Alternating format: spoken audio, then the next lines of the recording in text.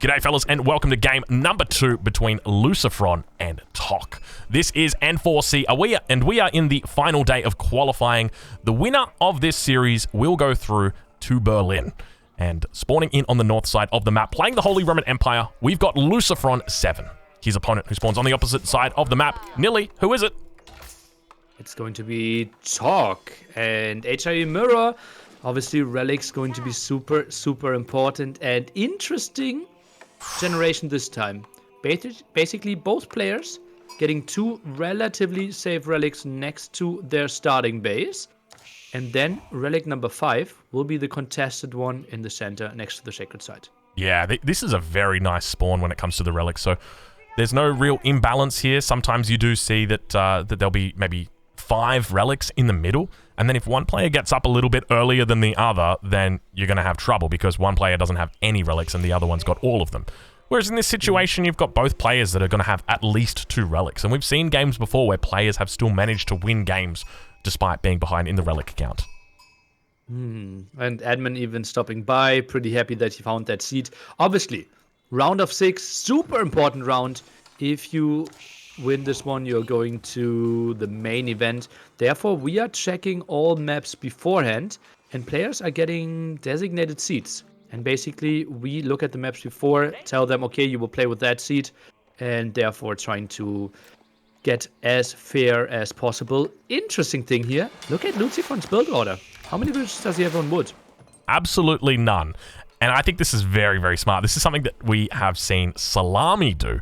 And so Salami, what he sort of came up with was, well, hold on a minute. I don't need to take the water if I can take the relics. So what I'm expecting we're actually going to see from Lucifron here is he's going to go for a very fast castle. He's not going to go for professional scouts. He's not going to go for any sort of dock play at all. And he's going to look to actually steal the relics of his opponent before he can get up to the castle age. Super smart. Stealing those will be tricky if Tok walls off the opening. If it's not walled off, I could easily see a relic heist here and maybe one stolen off. Obviously, if we get to 3-2 advantage, big advantage even if we get into the late game in an HRE mirror. Yeah, now one of the things to note is that Tok, he is scouting out his own relics. He's managed to find one of them so far. Second one yet to be uncovered, but one of the things he hasn't uncovered are the plans that his opponent has got for him. So no dock being, or the no dock being scouted yet. So sorry, let me rephrase that. He has not scouted his enemy yet. Yeah, so he doesn't know how the food economy is looking, and he obviously might be thrown off by the fast fuel age of his opponent. Obviously, if you go for the dock, you will reach fuel age a bit later, but with a way better economy. Therefore, your castle age might be delayed a bit as well. And that's the whole strategy here for Lucifron, heavily counting on those relics. Map generation, actually not that good for him, with those 2 rather safe relics, compared to map generation where we had, for example, 1 safe relic for each player and 3 contestable ones. Yeah. I mean, for the most part, it looks relatively okay. And we actually see that Lucifron going up for a wall in the middle here. This is quite interesting. I'm not sure what this is all about. So we'll have to wait. We'll have to see exactly what his plans are. But Tok's still doing pretty well. Still yet to drop down that landmark at this stage, but now going to be scouting out the wall that's coming in, actually preventing the scout from coming across. It looks like he might be able to get that last pillar up. He manages to do it right before the scout comes in. So quite literally split-second timing. Had that been 0.1, 0.2 of a second delayed, that scout would have gotten through, would have found out everything that it needs to know on that other side of the river. How does that quick walling work? Did he like throw his hammer? Yeah. To start the wall? Yep. So it's a little hammer throwing trick that they teach you over in wait, these guys are Holy Roman Empire, so I'm gonna go with like maybe they teach you in Rome, yeah. I was gonna go with Hamburg, but we'll go with Rome. Yeah, it's really interesting how they do that. So that they move their villager at the last second. Have you seen them do this before? Apparently not. I didn't expect that one to work.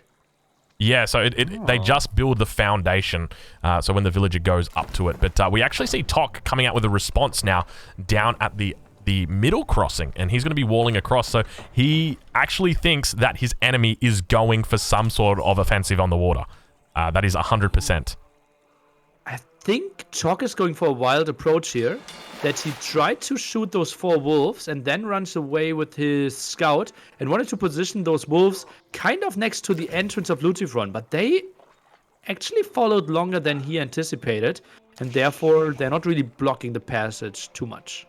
Yeah, this is a really smart move. I love this, the wolf drop. It goes back quite a while, but yeah, you've got to time it very, very perfectly. I think if there's a civilization that can do the wolf drop well, it's the Mongols, because they can use their speed boost to time it perfectly, but unfortunately, it looks like Tok going to be walling off the passage.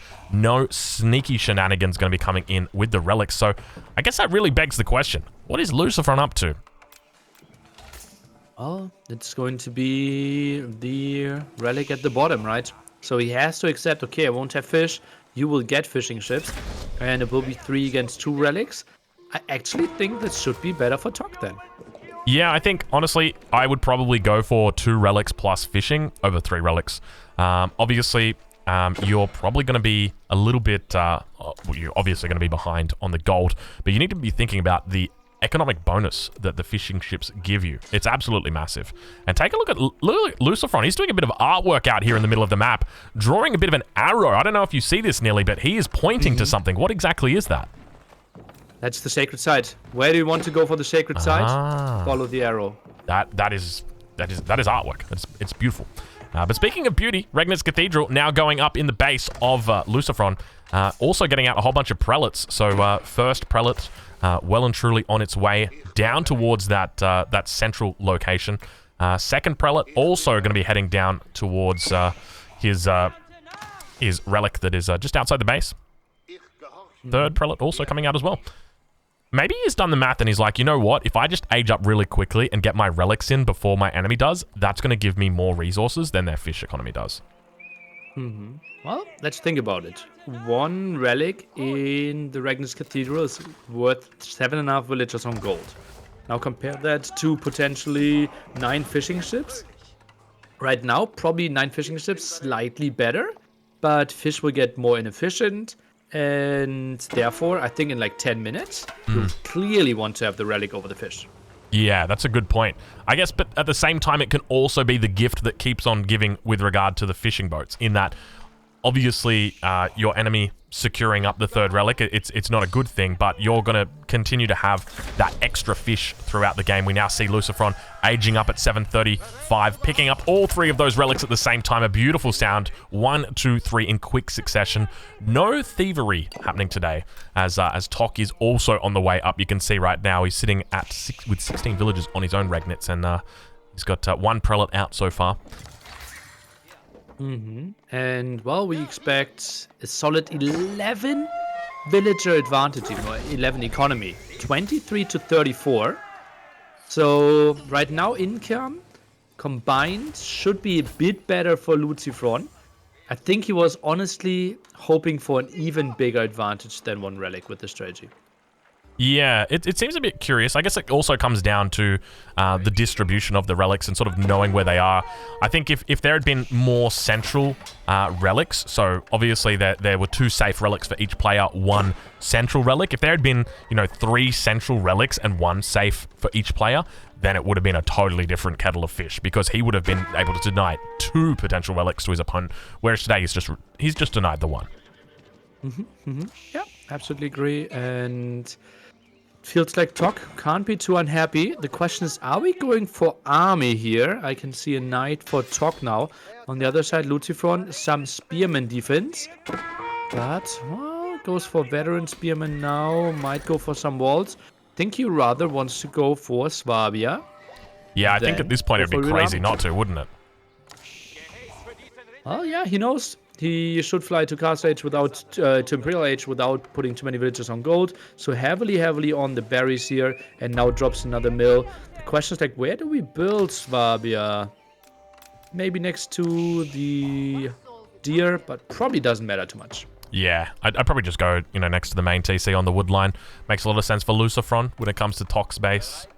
Probably something similar. I mean, Tox is a lot more open, though. Take a look at how open Tox's base is down towards the south. Very, very open to potential raids. Yeah, but he sees like spearmen at home. He knows that he can't really fear too much of an aggression. Goes for the sacred side, some indirect pressure there as well. And just feels like both players will go to Imperial Age without too many hits here. What do we see? Market going to be coming up from Lucifron as well. Could you click on the military stats and try to explain to me how we like get to that KD? Okay, I think Lucifron... No. Lucifron deleted a whole bunch of walls, so maybe they count as units. So remember those walls that he had down here that he was building, you know, drawing up that arrow? So maybe that could be it? That feels really weird. No idea. I think 2 villagers went down or something, but that's kind of it. Yeah, maybe cancelled walls are included there in that statistics. Wow. Okay. Didn't know. Oh, really? They are? There you go. All right. Second Sacred Site going to be picked up here for Tok in the middle of the map. He's got 20 villagers on his Swabia as well. So when it comes down to the age-old question, to boom on water or not to boom on water, I mean, it's pretty much of a muchness, at least at this point. Keep in mind, Tok obviously ahead when it comes to collecting of the food, but his opponent, Lucifron, obviously going to be ahead when it comes to the relics. And I think it's an interesting question as to which one you'd prefer, because I think, you know, when it comes to the mid-game, obviously the fish are going to be great, but the fish are going to run out eventually. And as you said, you know, they're going to be less efficient as the game goes on. And eventually you're going to want to have that third relic. It just makes a lot of sense. Now the question is, TikTok? Is he on a timer? Is he on a timer? I mean, yes, he is on a timer.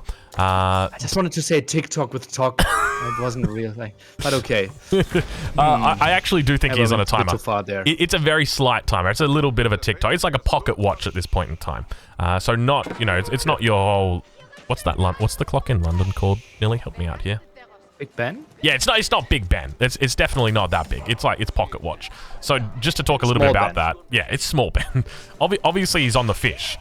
He's got, at the moment, an immediate resource advantage over his opponent. As you talked about earlier, he's got the 55 villagers up against the 39. He's going to be able to use that food economy that he's got on water and transition that into his land economy. So there's definitely that window there. But at the same time, Lucifron's going to have that same thing as well. So I think that his only real option here... This, you know, now that I think about this more and more, Nili, I think Lucifron did make the big brain play here. Just because he's got that third relic. It really makes a lot of sense. But one sacred side against it, so advantage not that major anymore. Tok, he actually goes for elite man-at-arms already in the center, and only one layer of paper wall here. I don't think we have enough army for Lucifron to deal with that. Yeah, this is 100% the right move. I think this is the only way Tok can win, and I'm really glad that he has identified this.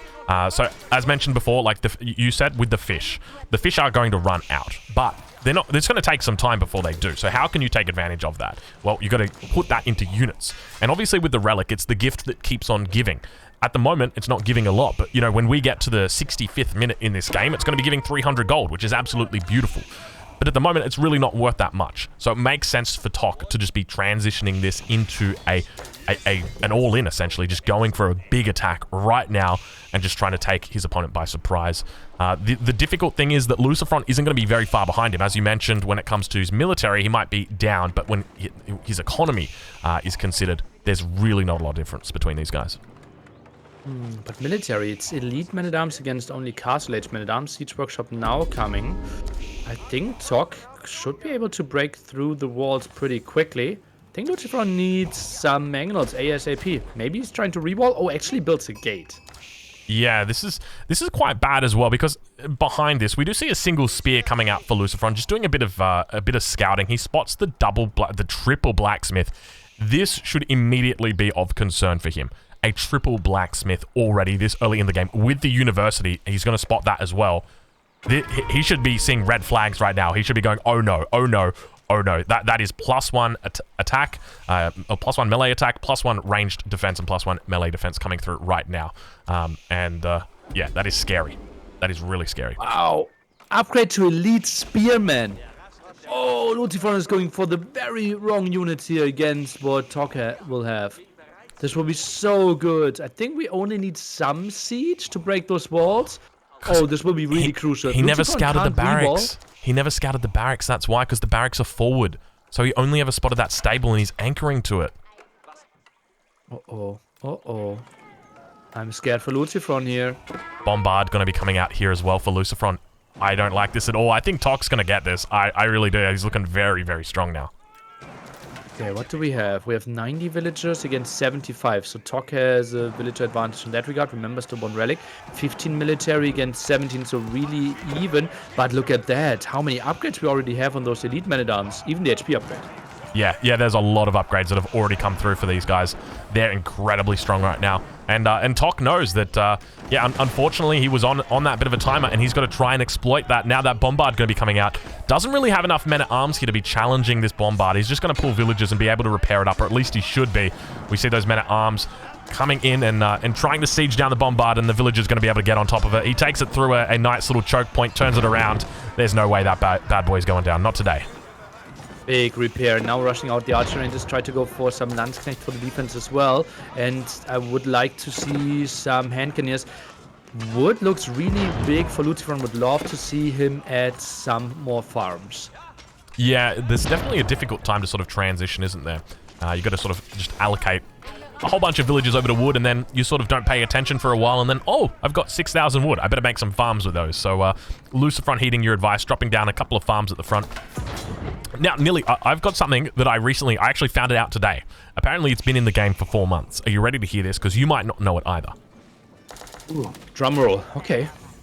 I'm ready. Did you know, when you click on a villager and you look down towards the bottom of your screen on the UI, there are little numbers that are represented over the buildings. And that number indicates how many of that building is currently on the map for that player. What? Did you know that? Yeah, obviously. Oh, okay, I didn't know that. But thank you for sounding enthusiastic. You sounded very enthusiastic. I should think not have asked. Should not have asked. I would have gone the whole way with you. Yeah, but it's a cool little thing, right? Like, did you know right now that that Tok has got 35 wall segments, palisade wall segments to be precise? Oh, I would have counted them. Actually, now looking at that. Okay. Yeah, there you go. 36. Nice. Two-handed weapons now coming in as well for Tok. He's under a bit of siege towards the front, but we can see a Culverin going to be coming out for him as well, unfolding and unloading. It's going to be the first shot heading over towards the Bombard. Second shot doesn't look like it's going to get off. It does actually manage to get off, but it looks like it's only going to hit a Spearman. Unfortunately, Culverin not particularly effective against Spearman. Men-at-Arms going to be in the mix here. You can see those beautiful Landsknechts coming through. I hope I'm pronouncing that right, Nili. I'm with you. I'm casting with the German. I'd hope I'm getting it right. But Men-at-Arms are going to get cleaned up completely here, and Tok not looking particularly strong. In German, we call them land snakes. No, you don't. I've heard that one before. If you actually have a look, okay, right now, Tok, is he getting the elite upgrade for the Landsknechts? He's not. When he does, they're going to turn into Ronald McDonald's. I love this. They cosplay as Ronald McDonald. Really? Yeah. You'll wait. You'll see. It's something quite beautiful. Unfortunately, Lucifron isn't going to be able to cosplay as Ronald McDonald, but Tok is. And if there's one thing that you should know about Ronald McDonald, he absolutely, with his capitalistic smile, destroys the socialists of Germany. Well, I got to be careful with what I just said, Nili. Hold on. The friends of Germany. Well, we are going to be... The event is in West Germany, not Eastern Germany. We'll be fine. We'll be fine. We got Culver and Mira coming out here. Both players firing upon the back lines of each other. Lucifron doing a great job to focus down Tok's Culverin. So a little bit of a mistake right there, but Army's still relatively even. Both players getting cleaned up at this point. A bit of a point ahead for Tok. But keep in mind that third relic has still been kept in the bag this entire time. I like to think of the sacred sites as a fluid thing. You never really got them all the time. Sometimes you've got them, sometimes you don't. But the relics, those things, they're not fluid. They're static. Yeah, absolutely. Feels like Tok right now has somewhat of a handle, but compared to the relic income, obviously reasonably smaller, so not the main thing to focus on if we compare economies. And Lucifron, he is stabilizing, and he has to love that. I'm a bit surprised how little water play we see. Yeah, really not a lot of water play. So maybe this is a bit of a consequence of the nerfed demo ships. Obviously, you'll remember the good old days where demo ships used to kill 150 units and, you know, that was a Tuesday. The good old days. The good old days. long gone are those days. So now we've just got, now we've just got, water. It's an interesting fact. I mean, we could have Carracks potentially come out, but they get outranged by the Culverins, and obviously the Culverins got buffed up recently. They've got an extra 200 damage against ships, and they do 12 range. And whereas Carracks, I think they've only got a range of 8. I might be wrong in that regard. Yeah, sounds reasonable. And I actually think like Culverin, Springald, the more siege we get, the worse they become. I think even Bombard's like 3-shot Carracks now. Yeah, I wouldn't be surprised. It's interesting how the dynamic works, and it sort of swings around so quickly. I remember, you know, just before the prior patch talking about how it was so difficult to ever take water off people, and now it's like, well, water's just so terrible because it's so easy to take water off them. So it really is a fine balance to come in with water play. But I'm sure they'll look for it. They'll eventually find it. But yeah, at the moment, water seeming only to be useful for the little bits of fish that are being captured at the moment by Tok. But speaking of captured, Sacred Site's being taken now, secured up. Start the timer, Nili, 21 minutes. That's when we began. Beep. All right. Timer started. And therefore Lucifron eventually will have to make an attack happen. There's stonewalling off the bottom, so no interest to take that one. I think it will be very one-dimensional push through the center, but I like the amount of siege by Tok. Yeah, this stone wall, the only disruption it's really had at the moment is just this wolf that did get taken down. But yeah, he's managed to secure up a lot of land back there. I suspect he's probably going to be able to fit in a forward base down here if he wants to as well. But yeah, I've got to agree with you. I think the majority of the fighting is going to be over this northern Sacred Site. So we'll have to see how they play it. But I mean, at this time, I think Tok's definitely in a pretty decent position. He's got a lot of his infrastructure here on the front line. He's going to be able to reinforce. And keep in mind, once you get into these battles where you've got 200 up against 200, Lucifron needs to push into Tok. And as he gets closer and closer to this Sacred Site, he's getting closer and closer to the reinforcements, which means it's going to be easier for Tok to push back. So Tok's in a really good position, having his infrastructure so close to this Sacred Site. It's going to make it very easy for him. He might lose the fight initially, but he will slowly overwhelm his opponent because those reinforcements from Lucifron are going to be running all the way from his base, whereas Tok's are right next to the Sacred Site.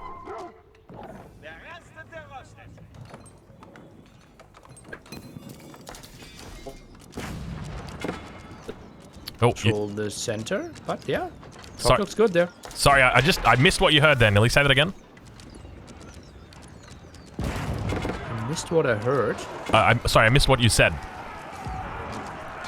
Don't worry, don't worry. I think there's a little bit of lag right now. I'll try my best to cast this while we're watching, and hopefully you can hear my voice as well. But we've got the men-at-arms fighting up against the spear. They're going to have no trouble against that. But you can see the bombards on the front getting taken down by the men-at-arms that have managed to escape through. Not enough villagers going to be up here to repair these units. A complete overwhelming amount of units on the front here for Lucifron. He's doing a great job.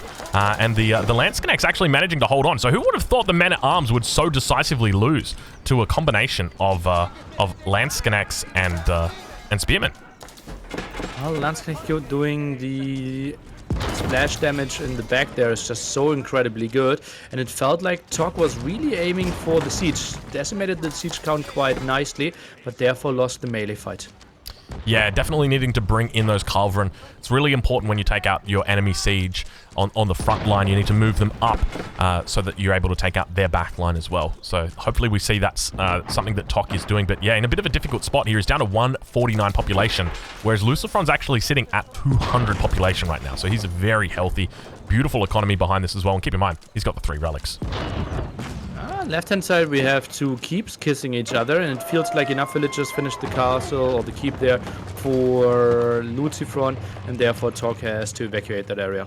Yeah, a huge amount of villagers dropping that down. 40 villagers up against the 6. It's never going to be easy, but Lucifron definitely doing very well there. And, yeah, I mean, Lucifron looking incredibly strong at the moment. He's beginning to push into the middle of the map here.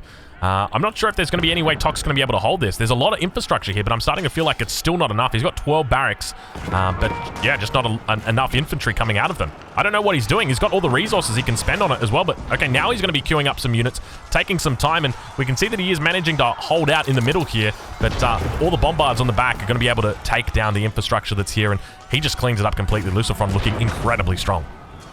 Oh man, no elite Landsknecht for all this time here for Tok, and yeah, siege in the back, simply so good. Culverins obviously not designed to kill some unit, but, well, that infantry completely outmassed, and then the Culverins adding some nice damage from distance. I really don't know what Tok is doing right now. I kind of feel like he's AFK. He's got enough resources in the bank right now. He could buy, like, not only a house in New York, he could buy one in, like, what's that island out to the east of New York? Long Island. He could buy a house out there. Like, that's how many resources he's got. And he's just sitting. I think he might have disconnected. I'm not kidding you, Nili. I think he's disconnected. All these barracks are just sitting here idle.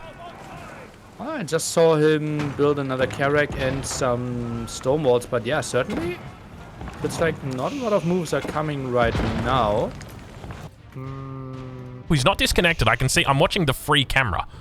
I can see what he's up to. We're in the eye. I'm on the eye of the tiger right now, or eye of the Tokya at the moment. It looks like he's rebuilding his infrastructure, so giving up the middle of the map. So going to be losing that sacred site and just dropping down a whole bunch of barracks towards the back, or towards the south. Also dropping down a whole bunch of siege workshops, so just giving up on that front completely. Lost all his siege workshops at the front, therefore couldn't really go for any of his upgrades, so still no faster movement speed. His mangonels not becoming stronger as well, only now going for the Landsknecht again, and just feel like Lucifron gained so much map control there. Yeah, it's not looking pretty for Tok. I think this right here is going to be the decisive point in the game where he stopped fighting for the middle. I think it was imperative that he kept control of the middle, and so we didn't see him put down anywhere near enough castles. Didn't have enough siege out, unfortunately, and it just means he sort of continues to lose and throw the game. But on the other side, I mean, Lucifron looking incredibly strong. All of the Culverin that he's got out. He's got 4 Culverin out, 3 bombards, and a whole bunch of infantry just standing by, ready to roll. Yeah, now we can see how the Carrack is doing against siege, and I think triple bombard easily killing that one. All right, developers, if you are watching this and you're wondering why nobody is fighting on water, there you go. Who knows, maybe give them like a range increase or something? They just, yeah, I don't know. It just didn't seem like they were that overwhelming. Seemed quite underwhelming. You don't want to fight on water? We will just put 3 water maps in the ladder queue. Good luck trying to play without water on Warrington Island. Yes, yeah, that's, yeah, okay, good point. Good point.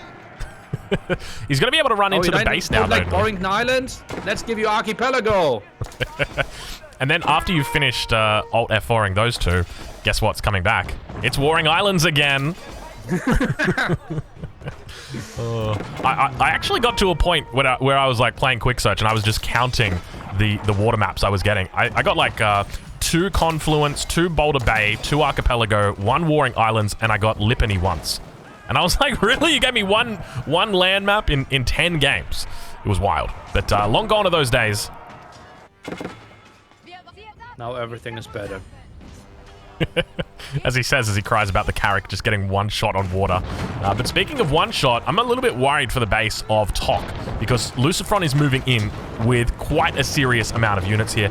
The Regnitz Cathedral's gone down. The Palace of Swabia looks like it might be next. Keep in mind that town center, it's starting to take a few hits as well, and we begin to see the men-at-arms slowly but steadily overwhelming the forces now of Lucifron. Lucifron almost looks like he's bitten off a bit more than he can chew. We see the bombards trying as fast as they can to run out a couple of Culverin back there as well, but the men-at-arms, they mean business. You can see the Ronald McDonald in there as well with their swinging swords. There's no time for... I was going to say for chopsticks, but I probably meant spatulas, because I can't imagine Ronald McDonald cooking up sushi out the back, but Nili, I mean, he's trying to turn the tides of battle. Do you think he's going to be able to do it? Well, he's holding for now, right? Still some army at the bottom, still some land secured at the left-hand side. Maybe, just maybe, if you consider, okay, I can't break my opponent with gold. Maybe I try to starve them on wood. And Lucifron is doing a good job of not taking the woodline in the back, but left-hand side not looking too pretty. Keeps nicely denying it. Yeah, keeps doing a pretty good job, but yeah, as you mentioned, he's still got a huge amount of wood up there. And this is something that we have seen players do repeatedly, especially on this map, because this is a map that typically lasts a little bit longer than others just because of the way it is designed. But a huge battle now beginning to unfold. We see those men-at-arms just running up towards the siege. It's on the back line. They're going to have an absolute field day out there. As the men-at-arms now beginning to round the corner. We see Mangonel's actually going to be coming out and firing off their first shot on those men-at-arms. The first bombard goes down. The second one gets absolutely struck out as well. A few more bombards back behind those siege walls, but it's going to take some time. I feel like it might be worth actually getting a couple of those relics out of the Regnits and just potentially even bringing them out to the front line just to protect your siege investment and then try and push in and finish off your enemy. Oh, well, it feels like a stylish move, and I would love to see it. Just feels like quite a risk as well. 300 gold per minute is just such a nice income for you. So I would assume people are trying to fight with their army, no relic support. I love to see the relic support, Nili. It's one of my it's one of my favorite things to do. I remember I was actually playing a game in the early stages of Age of Empires 4 when it was in the closed beta stages, and I was playing a team game. I was playing with who was I playing with? I think it might have been ACCM, and I was just like, you know what? I'm just gonna make siege only, and I made only siege as China, and it actually worked. And the trick was to bring the monks with the relics. Because if you don't have those, you can just very easily engage upon this siege. It's very easy to get on top of them, but once you bring in those mocks, once you bring in those relics, you're going to be able to overwhelmingly defend them. But speaking of overwhelmingly defensive, doesn't look like Tok having too much chance here as Lucifron continues to push in. Second keep now going up in his base, Nili. I still can't believe that you just bragged about playing with beta China and won a late game. Good job, Drongo. Oh, that was a brag. That was a very serious brag right there. Yes, yeah, with ACCM as well. Did I mention that? Oh, nice playing with the big boys. Oh. Well, good job. You built siege with Chinese. But also a really good job by Lucifron. Still covering the lives and quite some villages to the front here. And his queue is looking pretty damn solid. Down to 130 population here for Tokyo. Yeah, he's sitting up on 6,000 wood as well. So you can tell that the panic has begun to settle in. It's definitely at this point when your macro starts to go out the window that you start going, this game might be over. Unfortunately for him, it looks like the unit's just not getting reinforced quickly enough. You can see that he's got 14 production buildings, but at this point in the game, when you're sitting on so many villages, you kind of need to hit those 20, 30 numbers, and now you can just see all of the units beginning to unfold now. A couple of Ronald McDonalds running into the battle. They're going to try and valiantly swing around their spatula, but getting taken out before they can even get in a single hit. And it looks like a defensive keep going to be going down, but I don't think this is too much longer going to be Tok's game, unfortunately. I suspect Lucifron going to be able to take this one out very shortly. Such a good foothold now there. Regn's Cathedral went down as well, so relic control lost, and it's not 3 versus 2 anymore, or like 9 versus 6 if you want to count the normal relics. Now it's 9 versus none. Yeah, it's a really tough spot for him to be in. Now, keep in mind his town center. This is his capital town center. It's on the front line here, which means that the next bombard that comes through is going to be focusing that down. He's also got the Palace of Swabia over towards the left-hand side. That's also on the front line. And then finally the Arkan Chapel behind. So when it comes to siege, there's not a lot of room for him to move here. He cannot, position himself around into the corner of the map. I know that players like you, Nili, you love to sort of get yourself a few villages, run to the corner of the map and try and build up a new base. Tok's not going to have that opportunity here. Yeah, hoping that the opponent's disconnecting, trying to get a win that way. Always my strategy. Not really an option if you lose all your landmarks before that, though. And that's exactly it. I mean, it's a great... I personally love this mechanic in the game. It makes a lot of sense to me. Very easy to close out these games and force your opponent to GG out. And there we go. Lucifron coming in with the victory for the second game. Tok, unfortunately, tapping out.